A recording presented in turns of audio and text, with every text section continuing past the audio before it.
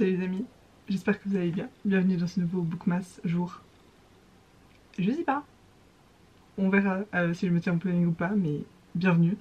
Je suis ravie de vous retrouver. Vous savez à quel point j'adore cette période de l'année.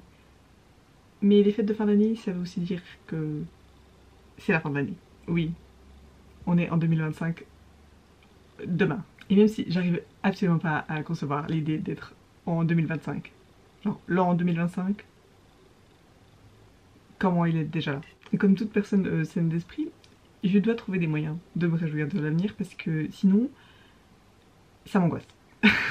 Et 2025, tout particulièrement, j'arrive pas à le concevoir que ça arrive. Mais une chose dont je me réjouis, c'est les sorties littéraires qui vont arriver l'année prochaine. Et du coup, je me suis dit que quoi de mieux que de se réjouir de ce qui arrive. Noël sera pas toujours là pour me faire un boost de sérotonine, donc va falloir en venir à ce que j'aime le plus, c'est-à-dire les livres. Je sais, mécanisme très simple que je mets en place avec moi-même. Let's get into it, shall we? J'ai mon ordi juste là, où je vous ai concocté une liste, ma foi. En tout cas, moi, je suis contente. Et c'est les sorties dont moi j'ai le plus hâte en 2025. Alors oui, c'est majoritairement de la romance parce que that's what I read the most. Avec aussi de la fantasy, un peu contemporary fiction, you know, tout ce que j'aime quoi. Et je crois que c'est tout d'auteurs que j'ai déjà lu. Enfin, je devrais dire autrice, hein, parce que qui veut lire même des romans écrits par un homme? Ce qui est un peu logique parce que ben, quand j'ai bien aimé les livres de quelqu'un, je me réjouis de ce qu'ils vont publier ensuite. Et du coup, I'm pretty excited. On va faire dans l'ordre chronologique des sorties. Après, je suis sûre qu'il y en a plein qui vont se rajouter à la liste. Parce que là, j'ai des trucs jusqu'en juin, il me semble. Pour l'instant, c'est les sorties dont je me réjouis le plus pour ben, ce qui a déjà été annoncé en 2025. A commencer par Beg, Borrow or Steal de Sarah Adams. C'est le troisième dans When in Rome. Je me dois de me réjouir parce que c'est Enemies to Lovers et c'est un peu ma troupe préférée au monde quand c'est bien fait. Et je crois que c'est Second Chance, je suis pas sûre. Si jamais j'ai tort, désolé. Mais en gros, nos deux personnages principaux, Jack et Emily. Emily, elle est prof et secrètement, elle écrit des livres de romance. Elle se retrouve à devoir collaborer avec Jack, que elle aime pas beaucoup. You know, de double vie de Emily, de autrice cachée là, elle risque d'être dévoilée et ils doivent travailler ensemble pour éviter que ça se passe. Je sais pas comment il s'est retrouvé là-dedans, mais écoutez, je me réjouis de savoir comment est-ce que cette collaboration entre les deux va se passer. Parfois c'est un petit peu cheesy, mais me réjouis de retourner à Rome. C'est pas le Rome de l'Italie, hein, c'est un Rome aux États-Unis. Oui, moi aussi j'étais un peu confuse au début. La deuxième sortie dont j'ai hâte, mais attention, j'ai toujours pas lu le deuxième. C'est Onyx Storm de Rebecca Yarros, qui a écrit Fourth Ring et du coup The Iron Flame. J'ai toujours pas lu The Iron Flame et je ne l'ai pas. Mais je pense que quand toute la trilogie sera sortie, je me réjouis de la lire. J'étais un peu d'avis que Fourth Ring, vous l'avez un peu trop hypé. Mais ça conclura la trilogie et je veux aussi savoir ce qui se passe. Genre c'était bien? C'était pas... Waouh! You were good. I'm waiting for you to be great. J'ai aucun résumé à vous donner parce que je ne voulais pas me spoiler à moi-même ce qui se passe dans le deuxième. Mais il y a des dragons. Le prochain roman, rien que le titre, je suis... I'm sold. Genre vraiment, je dis rien de plus. Out of the Woods de Anna Bonham Young. Merci. J'ai remarqué qu'il y a une petite trend dans les livres qui vont sortir en 2025. C'est que le Eras Tour, il va à tous nous manquer. Hein. Il y a plein de titres où il y a des références à Taylor Swift cachées. Là, c'est pas du tout caché. Hein. Si c'est ne serait-ce qu'un tout petit peu comme la musique de Taylor, I'm gonna eat it up. Parce que toutes les chansons qui ont été écrites en pensant à Harry Styles, banger. Donc, si elle a pris ne serait-ce qu'un tout petit peu d'inspiration, ça va être incroyable. Pas vraiment Second Chance, parce qu'en gros, ça parle d'un couple qui sont ensemble depuis le lycée. Et ça fait méga longtemps que bah, ils sont ensemble, mais ils ont un peu perdu the excitement of being together. Ils s'inscrivent à une randonnée, je crois, au milieu d'une forêt perdue. Et forcément, ça va un peu les mettre face à tous leurs problèmes. Et à eux-mêmes. Et I guess. On verra où ça les mène. Et je trouve ça assez fun comme prémisse d'une romance, de voir un couple qui se remet en question. Alors oui, le prochain c'est une romance, et il est coécrit par un homme. La première fois que j'avais lu un livre de ces auteurs, je savais pas qu'en fait, ils étaient ensemble et qu'ils écrivaient ensemble. Et ils écrivent des romances, mais tout le temps les deux. Et je trouve ça trop cute. Genre j'ai un respect de ouf pour les gens qui écrivent, coécrivent des romans. Genre j'arrive pas à m'imaginer comment ça fonctionne même. Et comment est-ce qu'ils font pour que ça fasse un ensemble autant cohérent. Et du coup, l'année prochaine, je vous ai pas dit les dates à chaque fois. Ok, donc Blackboard Run Still, ça sort le 7 janvier. Onyx Storm le 21 janvier. Out of the Woods le 28 janvier. Et là, on arrive en février. Avec Book by Friend de... Il n'y a pas à faire des noms autant longs par contre. Surtout quand vous êtes deux sur la couverture. Je sais que vous y pouvez rien, hein, mais quand même. Emily Wimberly et Austin Sigmund Broca. Anonymous Lovers, qui en plus de ça parle de gens qui aiment les livres et qui écrivent des livres. Do I need to say more? Ok. C'est l'histoire de Jennifer qui est méga fan d'une série fantastique. Elle rêve un peu de vivre sa romance dans la vraie vie. Elle va à une convention pour... ça c'est la gars favorite quoi. Et là-bas elle tombe nez à nez avec Scott, je crois que c'est son nom. Oui, qui est son collègue qu'elle déteste. Comme c'est convenient. Tout d'un coup, il est un peu moins insupportable quand elle le voit à la convention. On verra hein, si c'est un book boyfriend de rêve ou pas. Le prochain, je vais vous demander vraiment toute votre attention. Parce que c'est tout un nouvel univers de la part de Jessa Hastings, qui est l'une de mes autrices favorites au monde et qui a écrit mes livres préférés au monde. La saga Magdalena Parks. Et là, elle sort The Conditions of Will le 1er avril, qui va être un tout nouveau monde pour elle. Mais rien qu'en lisant le petit résumé, j'ai l'impression que ça me fait penser à Magdalena Parks et du coup, j'ai trop hâte. Je suis assise et j'attends avec impatience le 1er avril. En gros, elle vit à Londres, mais sa famille vient de Caroline du Sud. Et quand son père décède, elle retourne là-bas. S'il y a une chose qu'elle sait faire, c'est écrire des relations dramatiques et un peu traumatiques et un peu toxiques. Je veux pas parler trop vite parce que Never c'était aussi tout un nouvel univers et j'étais pas non plus méga fan. J'ai bien aimé. Me réjouis de lire la suite.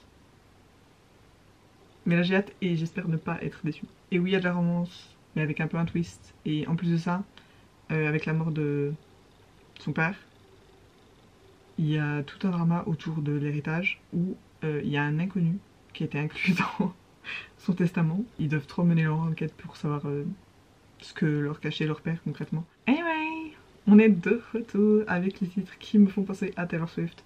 Abby Jimenez, on se sait. Parce que son prochain roman il s'appelle Say You'll Remember Me. Standing in a nice dress, staring at the sunset. Avec cette couverture.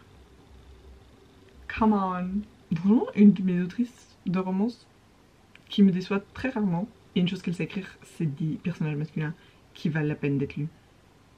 Et qui ont des trucs à dire, concrètement.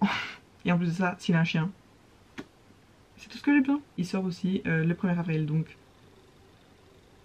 je vais peut-être lire le livre de Jessa Hastings avant, mais t'inquiète pas ma poule, je reviendrai pour lire Say You'll Remember Me. Et parce que ce serait moyennement drôle si ça continuait pas.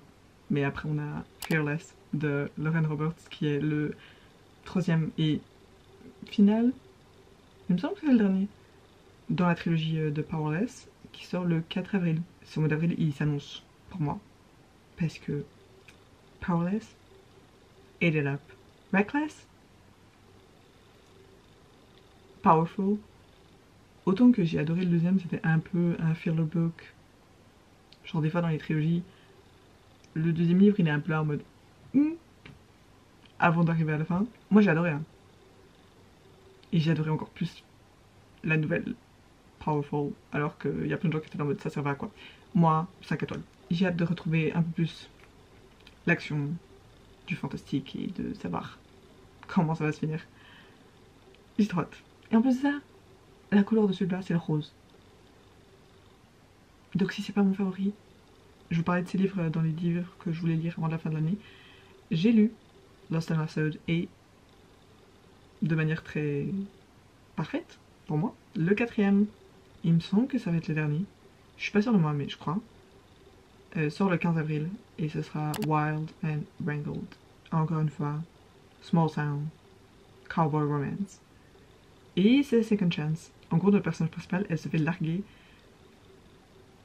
le jour de son mariage. Il vient pas à la cérémonie. Et du coup, elle se retrouve là, comme ça. Bien évidemment, son voisin, c'est qui? Tasty, qui est un personnage qu'on connaît déjà dans la saga. Il n'y a pas que nous qui le connaissons. Elle aussi, parce qu'en vrai, c'est son ex. Des fois, t'as juste besoin d'une petite romance sur des cowboys. Quand je vous dis que le mois d'avril, en sortie littéraire, c'est mon paradis sur terre à moi, parce que je pense que ma sortie la plus anticipée, comme chaque année, c'est le prochain roman d'Emily Henry, my girl. Pour ne pas manquer à la traîne. Même elle a dit, il était inspiré d'une chanson de Taylor Swift. J'ai rien besoin de savoir plus si c'est basé un peu sur les mêmes trucs. J'ai trop hâte. Et je sais pas si elle vous a dit le titre. Mais Great Big Beautiful Life d'Emily Henry qui sort le 22 avril. Si vous avez déjà lu du Emily Henry ou même peut-être pas, elle écrit des romances mais c'est plus de la littérature contemporaine, women's fiction, I would say. Et la romance elle est là, mais c'est vraiment fait, enfin en fait personne n'écrit comme Emily Henry. Et même elle a dit que ça l'avait challengé comme jamais un roman l'avait challengé et un peu d'anticipation face à comment ça allait être reçu par le public. Mais tu peux être sur ma puce, je vais le lire. Ça suit 2 écrivains, donc vous savez comment j'apprécie quand un livre parle de littérature. Ils sont en compétition pour écrire la biographie de Margaret Eves, qui apparemment a un passé un peu scandaleux, un peu tout le monde veut savoir. Dans la chanson Taylor, elle parle de Rebecca, qui là on peut voir la ressemblance entre les deux figures. Il y a un peu de mystère parce que Margaret, on dirait qu'elle veut pas raconter tout dans sa vie. Ça a l'air de mêler plein de genres différents et plein de trucs différents et j'ai trop hâte. Vraiment juste, je pourrais lire sa liste de courses et je serais quand même là en mode comment est-ce que son cerveau fonctionne et comment est-ce qu'elle arrive à écrire autant bien. Et à somehow avoir l'impression qu'elle a lu mon journal intime pour écrire chacun de ses personnages. A Witch's Guide to Magical Innkeeping de Sengu Mandana, qui sort le 29 avril. Et j'avais lu The Secret Society of Irregular Witches l'année passée, ça. Et j'attends un prochain roman de sa part depuis ce jour-là, parce que c'était tellement fun et tellement bien. Et il y avait de la romance, mais il y avait de la fantasy et du fantastique, parce qu'il y avait de la magie et des sorcières. C'était tellement cosy comme lecture. Et dans celui-là, ça se focus sur la sorcière Sarah Swan, qui a apparemment tout perdu après avoir raté une résurrection. Que dans un livre de magie, hein, qui se passe des choses comme ça. Je sais pas si elle est propriétaire ou si elle gère juste une auberge avec sa tante et un renard de compagnie qui parle. Depuis sa résurrection ratée, je crois qu'elle a perdu tous ses pouvoirs. Jusqu'au jour où il y a un grimoire qui peut apparemment lui re-rendre. Et le grimoire vient avec, bien évidemment, un historien cute. Parce que sinon ce serait pas drôle. C'est le prochain livre de Carly Fortune, One Golden Summer, qui sort le 6 mai. Et c'est toujours une romance un peu été, un peu, vous savez. Mais je me suis trop attachée à la façon qu'elle a d'écrire. Et je crois que juste je me réjouis chaque année de ce qu'elle écrit. Mais il y a beaucoup de second chance, hein, parce que là je crois que c'est de nouveau second chance. Small Town. Et ça se passe en été, ou du moins ça a des vibes d'été. On rencontre Alice, qui est photographe et qui retourne dans la ville natale de sa grand-mère, où elle retrouve Charlie, dont elle avait pris des photos il y a des années auparavant. C'est second chance, donc leur relation elle reprend un peu là où ça s'est arrêté. Et apparemment, même dans le résumé du livre, elle dit que ça mêle un peu de la romance avec de réflexions sur sa vie et sur comment est-ce que ça peut marcher, et comment est-ce qu'on peut explorer tout ça. Une autrice que j'ai découvert cette année et que j'adore depuis, et je me suis dit que je voulais lire absolument tout ce qu'elle écrivait. Et ça tombe bien, parce qu'elle sort un roman l'année prochaine, le 17 juin, qui est Sounds Like Love, d'Ashley Poston. Comme tous ces romans, il y a un peu un élément de magie, magical realism, de la romance, tout en étant aussi un peu juste de la fiction. Et là, ça parle de Johnny qui est auteur-compositrice, qui retourne dans sa ville natale. Drôle. 2 romans de suite qui parlent de retour à une ville natale, blablabla. I just love it. Elle retourne là-bas pour passer au-dessus de genre son blocage créatif. Genre elle est en mode syndrome de la page blanche. Et là-bas, elle entend une mélodie qui reste coincée dans sa tête.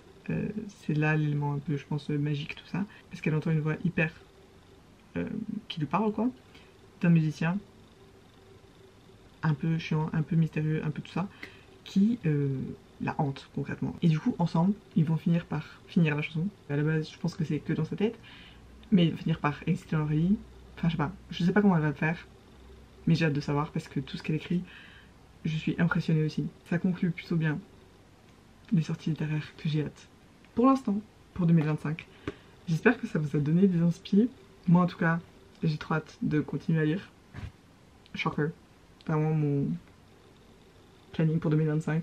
Hier. J'étais ravie de partager ce moment avec vous. J'espère que vous aussi. Et on se retrouve tout bientôt pour un prochain Bookmas. Et trop hâte de partager ce reste de l'année avec vous et de vous voir en 2025, wesh. En attendant surtout, lisez un livre, prenez soin de vous et moi je vous vois très bientôt.